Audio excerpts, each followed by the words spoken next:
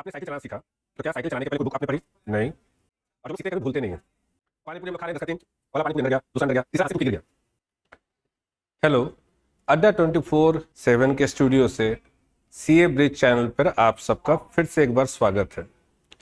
आज से हम लोग एक बहुत ही इंटरेस्टिंग सीरीज स्टार्ट करने वाले हैं और आपको जैसा कि पहले से पता है, और वो है सीए ब्रिज। तो अभी जो आने वाले 2-3 क्लास में होगा, ये पर्पस होगा कि हम लोग जो कुछ भी सीखें बिल्कुल इनफॉर्मल वे में सीखें।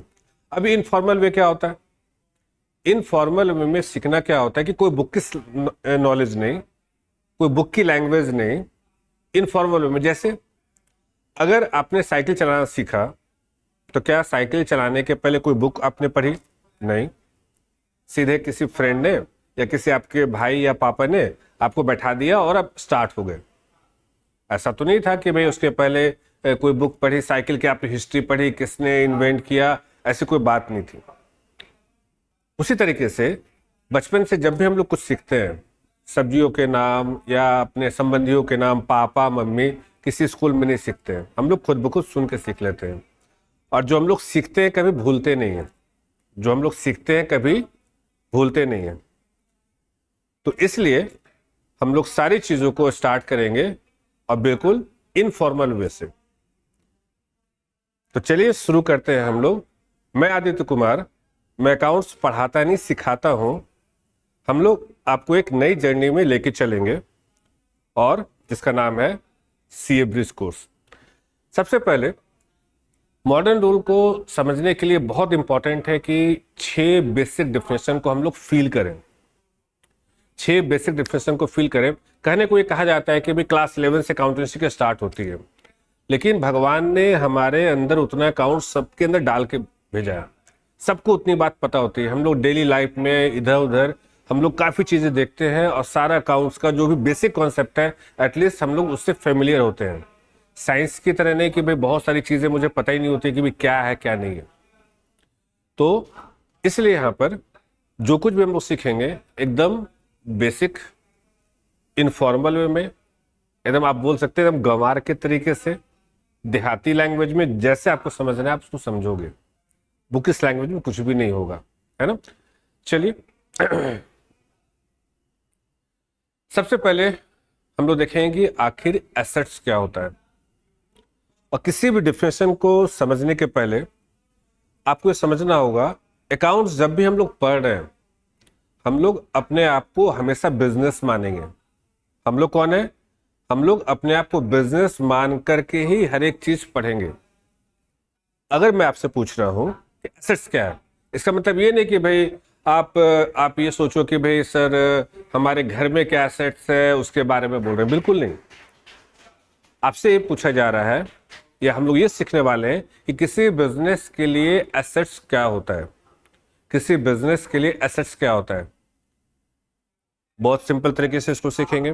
किसी बिजनेस के लिए एसेट्स है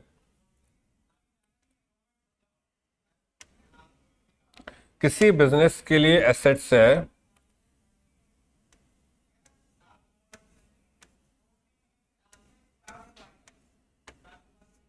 बस इतना ही, useful to run the business.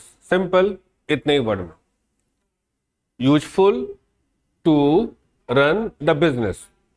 Useful to run the business मतलब अगर किसी बिजनेस को चलाने के लिए जो भी यूजफुल है वो उसका एसेट्स है। हाँ, बाकी जो बुकिश डिफरेंस आपने पढ़ा वो स्टैंड करता है, लेकिन हम क्या बोल रहे हैं, आपको चीजों को फील करना होगा। फील करना होगा यानी कि किसी बिजनेस के लिए एसेट्स क्या है। किसी बिजनेस के लिए एसेट्स है जो हमारे लिए यूजफुल है, भाई वही एसेट्स होगा। अगर किसी से पूछा जाए क्या एक्सरे मशीन हमारे लिए एसेट्स है, हम लोग कौन है, कौन सा बिजनेस है? चलो मान लो कि हम लोग स्कूल हैं। हम लोग स्कूल हैं, जिस भी स्कूल में आप पढ़े हो आप एकदम फील करो कि हम लोग स्कूल हैं। तो अगर हम लोग स्कूल हैं तो क्या एक्सरे मशीन हमारे लिए एसेट्स है? आपका जवाब होगा नहीं। आपका क्या, अगर आप छोटे बच्चे से पूछोगे तो उसका भी जवाब होगा नहीं। तो क्या उसने अकाउंट्स पढ़ रखा है क्या? बिल्कुल नहीं। कहीं ना कहीं अनकॉन्शियस माइंड में उन्होंने इस फॉर्मूले को यूज किया, इस कंडीशन को यूज किया यानी कि जो हमारे लिए यूजफुल नहीं वो एसेट्स नहीं है। तो एक्सरे मशीन कहाँ के लिए एसेट्स है? हॉस्पिटल के लिए। तो सीधी सी बात है, आपको दिमाग में सेट ये करना है, useful to run the business, useful to run the business, यानी कि एसेट्स हमारे लिए वही होगा जो हमारे लिए यूजफुल होगा। अगर हमारे लिए यूजफुल नहीं है उस बिजनेस के लिए तो उस बिजनेस का एसेट्स नहीं होगा। तो ये था आपका पहला डिफिनेशन, एसेट्स। अब अगले डिफिनेशन के बारे में हम लोग बात करेंगे और वो होता है एक्सपेंस, खर्च। खर्च का नाम भी आपने सुना हुआ है, ऐसा नहीं कि भाई आप अकाउंट्स पढ़ रहे हो, लेकिन यहाँ पे अब क्या है, आपको किसके पॉइंट ऑफ व्यू से सोचना है? जैसे कि आपको हमने बताया बिजनेस के पॉइंट ऑफ व्यू से, यानी कि अगर हम लोग बिजनेस हैं तो हमारे लिए खर्च क्या है? हमारे लिए खर्च क्या है? तो हमारे लिए खर्च क्या होता है? हम लोग अपने स्टाफ को सैलरी देते हैं, हम लोग अपने बिजनेस के प्लेस के लिए रेंट पे करते हैं, इलेक्ट्रिसिटी बिल पे करते हैं, टेलीफोन बिल पे करते हैं, मेंटेनेंस एक्सपेंस है, ढेर सारे एक्सपेंस हमारे लिए होते हैं। तो आखिरी एक्सपेंस हम लोग क्यों करते हैं?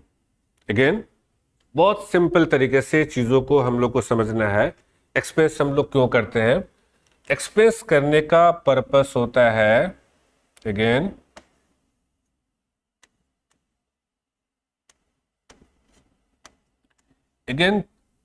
तीन वर्ड में, सिर्फ बहुत ज्यादा कॉम्प्लिकेटेड नहीं करना है, चीजों को एकदम सिंपल रखना है।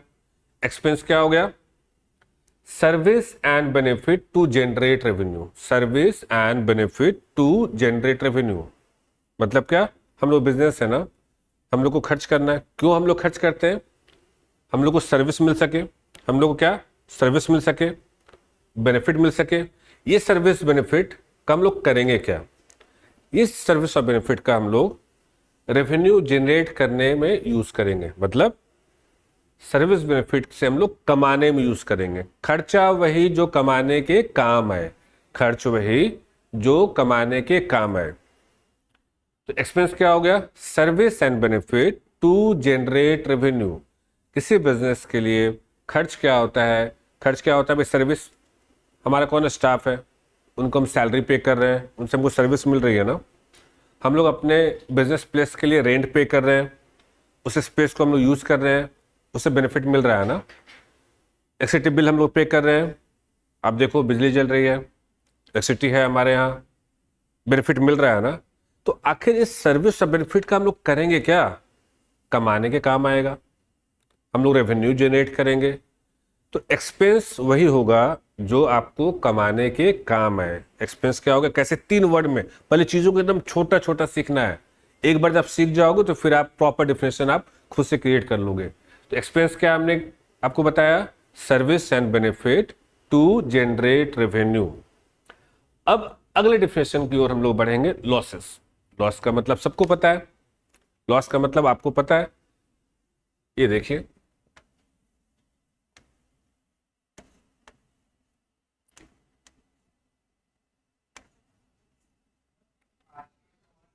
तो आप ये सोच सकते हो कि ये क्या बात हुई भाई, पिछले एग्जाम्पल में भी सर्विस एंड बेनिफिट एसबीआर था, नेक्स्ट एग्जाम्पल में भी एसबीआर था, ये क्या हो गया? थोड़ा सा फर्क है, बहुत ज्यादा फर्क नहीं है, थोड़ा सा फर्क है। और वो फर्क क्या है आपको मैं बताना चाहूंगा। वो फर्क है ये, वो फर्क क्या है? ये समझा आपने? एक्सपेंस और लॉस में बस टिक और क्रॉस का फर्क है। एक्सपेंस और लॉस में क्या है? सिर्फ टिक और क्रॉस का फर्क है। ये टिक और क्रॉस का मतलब क्या हुआ?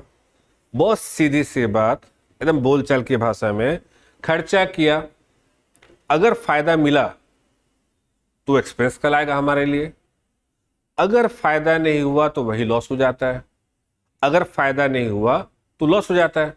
एग्जाम्पल आप खुद सोच के देखो ना, कि अगर मान लो कि हम लोग एक बिजनेस है और हमने किसी ऐसे एम्प्लॉय को हायर किया हुआ है जिसको कि हम लोग सैलरी भी दे रहे हैं लेकिन किसी काम का नहीं है, लेट से आएगा, ऑफिस आवर्स में सोते रहेगा, तो हम लोग को ऐसा फील होगा ना कि जो भी उसको सैलरी पे कर रहे हैं पूरा लॉस ही है। इलेक्ट्रिसिटी बिल हम लोग टाइम पे पे करते हैं लेकिन बिजली रहती नहीं है, फील आएगा ना कि भाई ये तो पूरा लॉस है। क्यों? लॉस क्यों हो रहा है? खर्च पे कर रहे हैं बट बेनिफिट नहीं मिल रहा है, इसलिए लॉस हो गया। इसके उल्टा सपोज अगर कोई मूवी आप देखने जाओ, पैसे खर्च करो एक्सक्यूज मी, अगर कोई मूवी देखने जाओ, पैसे खर्च करो और आपको मजा ना आया तो बोलते हो पूरा पैसा डूब गया। लेकिन उसी के उलट मूवी देखने गए और आपको बहुत मजा आया तो आप बोलते हो पैसा वसूल मूवी है। दोनों में फर्क क्या था? मूवी हम लोग इंटरटेनमेंट के लिए देखते हैं और अगर आपको बहुत मजा आया, बेनिफिट मिला तो आप उससे खुश होते हो। उसी का उल्टा अगर आपको बेनिफिट नहीं मिलता है, आपको मजा नहीं आता है, तो फिर आप बोलते हो कि पूरा पैसा डूब गया, लॉस हो गया। हम लोग इस तरह से एक्सप्रेस करते हैं। नेक्स्ट एग्जाम्पल, सपोज करो सबने खाया होगा पानी पूरी। पानी पूरी हम लोग खा रहे हैं 10 का 3। पहला पानी पूरी अंदर गया, दूसरा अंदर गया, तीसरा हाथ से टूट के गिर गया। अंदर से आहार निकलेगी ना कि भाई लॉस हो गया। लॉस क्यों? क्योंकि पानी पूरी जो हम लोग खाए थे जिस किक के लिए, वो किक मुझे मिला नहीं, अब पैसे भी लग गए, तो क्या हो गया? लॉस हो गया हमारे लिए। तो इस तरह से, सॉरी थोड़ी खांसी हो गई है, इस तरह से एक्सपेंस और लॉस हमारे बिजनेस में आप देख सकते हो कि फायदा का मिलना एक्सपेंस और नहीं मिलना लॉस। इस तरह से अभी तक हमने 3 डिफरेंशन को फील किया। बार बार बता रहे हैं कि आपको बुक की लाइन नहीं समझनी है, अभी आपको जस्ट डिफरेंशन को फील करना है। ये इसलिए क्योंकि जब मॉडर्न अप्रोच से हम लोग काउंटिंग करेंगे ना तो ये फील आपको काम आएगी। 3 डिफरेंशन अभी तक हमने सीखा। Assets, expense, loss. एसेट्स क्या था? Useful to run the business, यानी कि हमारे बिजनेस को चलाने में जो भी यूजफुल होगा वो एसेट्स होगा। एक्सपेंस क्या हो गया? भाई सर्विस बेनिफिट अगर मिली तो एक्सपेंस, नहीं मिला, फायदा नहीं हुआ तो लॉस हो गया। अब चलिए हम लोग अगले बहुत ही इंपॉर्टेंट डिफरेंशन की ओर बढ़ते हैं। हाँ, आप ये सोच रहे होगे सर ये सब सारा डिफरेंशन तो हम लोग बचपन से पढ़ते आ रहे हैं। बचपन से पढ़ने का मतलब अकाउंट्स में क्लास 11 ही बचपन होता है, लेकिन इसको अलग तरीके से आपको समझने की जरूरत है। बहुत सारे बच्चे बुक इस लैंग्वेज पढ़ करके उसको समझ नहीं पाते हैं और फिर उसको अप्लाई नहीं कर पाते हैं। कैपिटल, कैपिटल में भी अगेन ओनली 3 वर्ड। कैपिटल में अगेन ओनली 3 वर्ड। ये क्या है 3 वर्ड?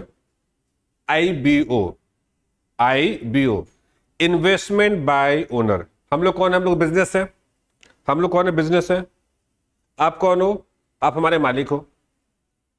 आपके लिए इन्वेस्टमेंट है, आपने मुझ में पैसा लगाया है। क्यों पैसा लगाया? कमाने के लिए। आप बैंक में भी पैसा रख सकते थे लेकिन हमारा रिटर्न कम है।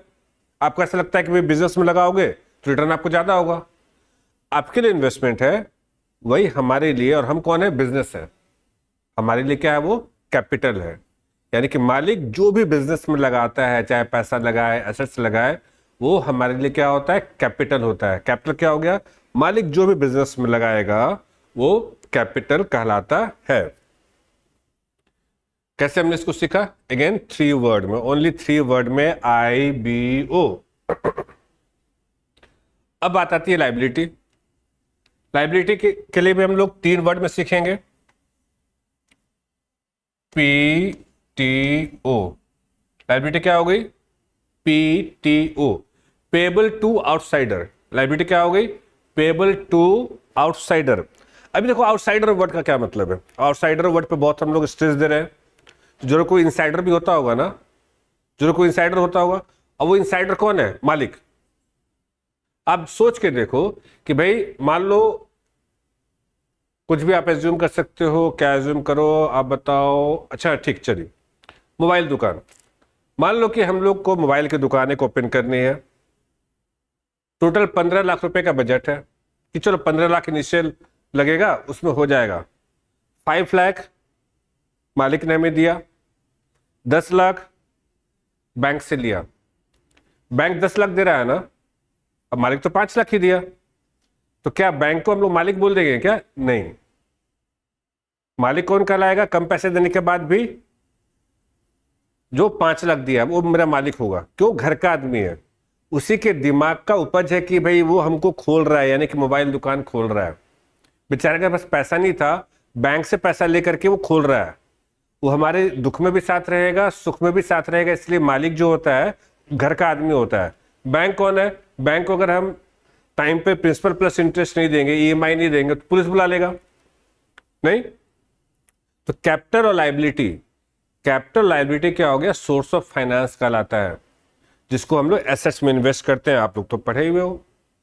कैपिटल एंड लायबिलिटी आपका सोर्स ऑफ फाइनेंस हो गया, जिसको कि हम लोग एसेट्स में इन्वेस्ट करते हैं, और मालिक भी पैसा देगा, वो इनसाइडर हो गया। लेकिन लायबिलिटी किसको हम लोग बोलेंगे? मालिक को छोड़ के अगर किसी और को भी हमको कुछ पे करना है, पैसा देना है, सर्विस देना है, कुछ भी पे करना है, वो हमारे लिए क्या होगी? वो हमारे लिए लायबिलिटी होती है। पेएबल टू आउटसाइडर, पहले एकदम 3 वर्ड में, पहले छोटा छोटा सीखते हैं हम लोग ना, तब बड़े डिफिनेशन की ओर हम लोग जाएंगे। और आप लोग वो सब पढ़ चुके हो। बस ये सब सारा डिफिनेशन हम लोग इसलिए रिवाइज कर रहे हैं जिससे कि आप चीज़ों को फील कर सको, है ना। उसी तरीके से कैसे खाने की वस्तुओं में आपको अच्छे से पता है फ्रूट्स क्या होता है, वेजिटेबल क्या होता है, अनाज किसको हम लोग बोलते हैं, ड्रिंक्स कैटेगरी में कौन आता है। तो इसके लिए तो आप बचपन से देख के सीखे हो ना, कभी भूले हो। इसलिए हम लोग जो सीखेंगे कभी भूलेंगे नहीं, इसलिए सीखने पे हमेशा जोर देना हम लोग को। Excuse me. नेक्स्ट है रेवेन्यू इनकम। बिजनेस ट्रांजैक्शन से जो भी रिसिप्ट होगा ना, हम लोग का जो बिजनेस ट्रांजैक्शन होगा, हम लोग का जो बिजनेस ट्रांजैक्शन होगा, बिजनेस ट्रांजैक्शन से जो भी रिसिप्ट होगा ना, बिजनेस ट्रांजैक्शन से जो भी रिसिप्ट होगा, वो हमारे लिए इनकम या रेवेन्यू कहलाएगा। वो हमारे लिए क्या? इनकम या रेवेन्यू कहलाएगा। भाई हम कौन है? हम कपड़े की दुकान है, कपड़ा बेच के जो पैसा आएगा वो हमारे लिए रेवेन्यू है। हम भाई कौन है? हम कोचिंग इंस्टीट्यूट है, बच्चों से ट्यूशन फीस लेंगे, हमारे लिए रेवेन्यू है।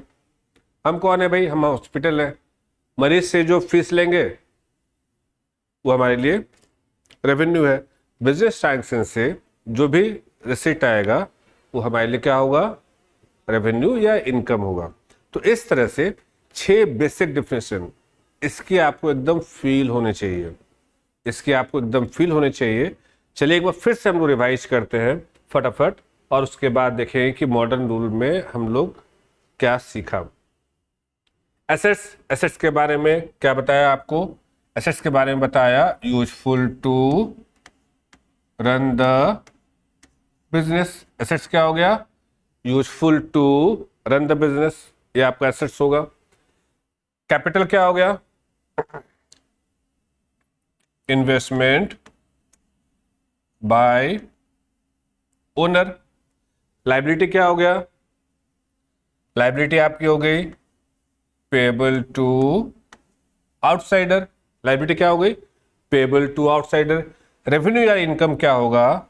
भाई बिजनेस ट्रांजैक्शन से जो भी रिसीट होगा वो हमारे लिए क्या होगा? इनकम या रेवेन्यू होगा। नेक्स्ट एक्सपेंस क्या हो गया? अभी हमने सीखा सर्विस एंड बेनिफिट।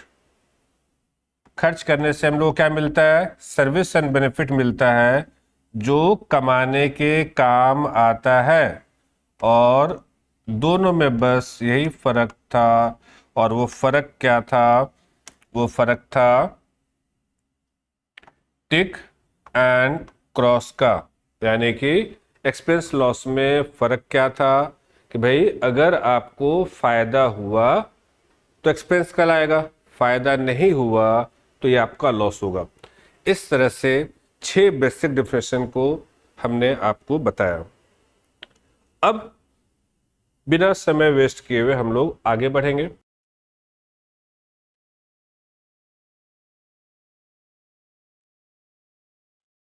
तो चलिए बच्चों, अब हम लोग मॉडर्न रूल के बारे में देखते हैं।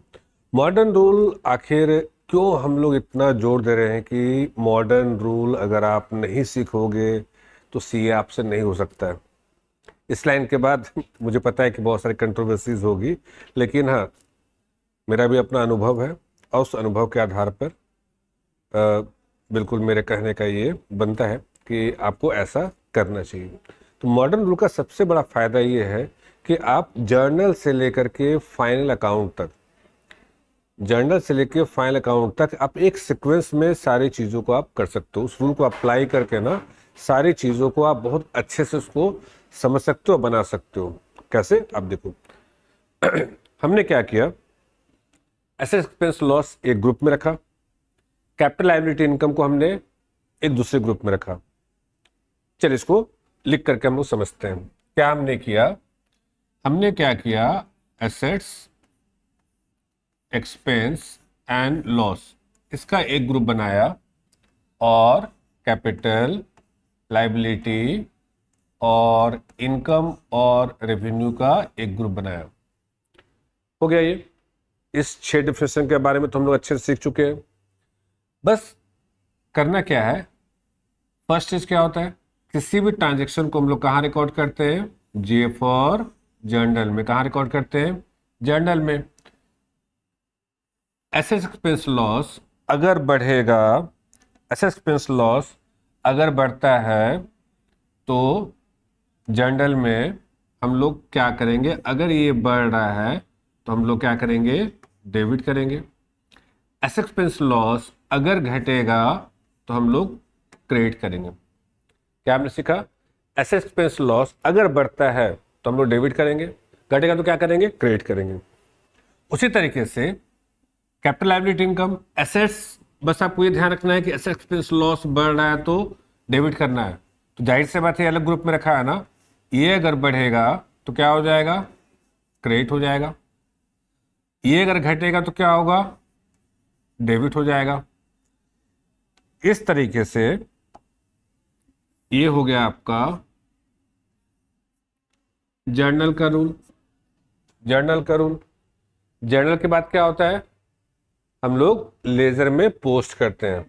जर्नल के बाद क्या होता है, हम लोग एल फॉर लेजर में चीजों को पोस्ट करते हैं, है ना, लेजर में पोस्ट करते हैं। पोस्टिंग कैसे करेंगे, लेजर टी शेप होता है ना आपका, लेजर क्या होता है, टी शेप होता है। ये साइड आपका डेबिट साइड होता है, ये साइड आपका क्रेडिट साइड होता है, ये साइड आपका डेबिट साइड होता है, ये साइड आपका क्रेडिट साइड होता है। एसेट एक्सपेंस लॉस इंक्रीज होने से डेबिट होता है और डेबिट तरफ पोस्टिंग होता है, यानी कि पोस्टिंग उसकी यहाँ होगी, बढ़ेगा तो। एसेट एक्सपेंस लॉस घटेगा तो क्रेडिट होगा और क्रेडिट पोस्टिंग होगी।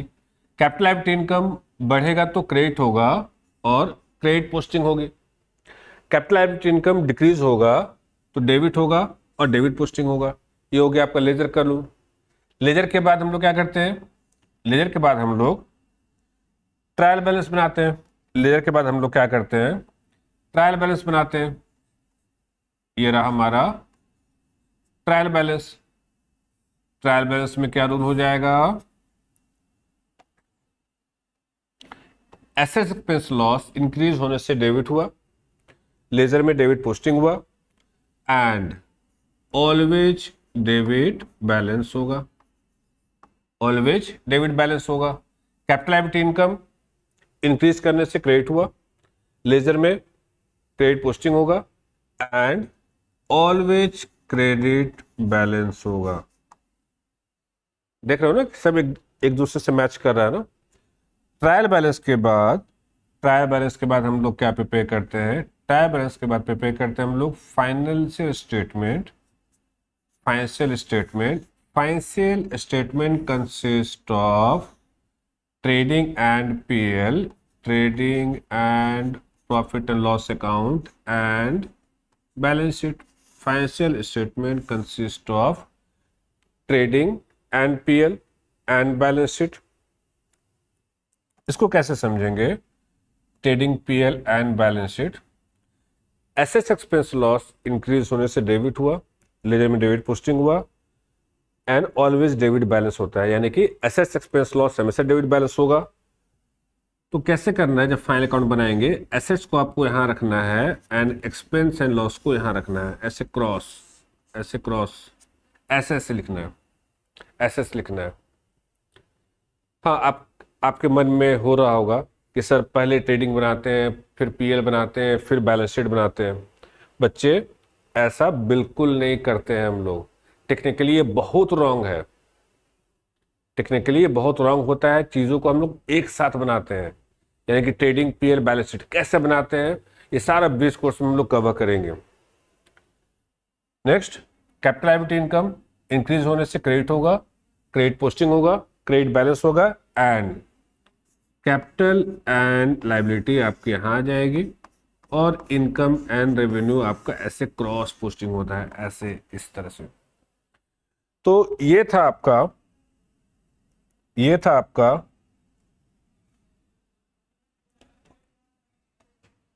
क्या था आपका मॉडर्न अप्रोच से, ये था आपका मॉडर्न अप्रोच से डेबिट क्रेडिट का रूल, और साथ में फाइनल अकाउंट बनाने तक का सारा एक साथ ही एक्सप्लेन करता है। यही रीज़न है, इस रूल को अगर आप सीखते हो तो आप ज़्यादा अकाउंट्स में आपका कॉन्सेप्ट डेवलप होगा, सारी चीज़ों का आपको आंसर पता रहेगा, और ज़्यादा आप कंफर्टेबल फील करोगे।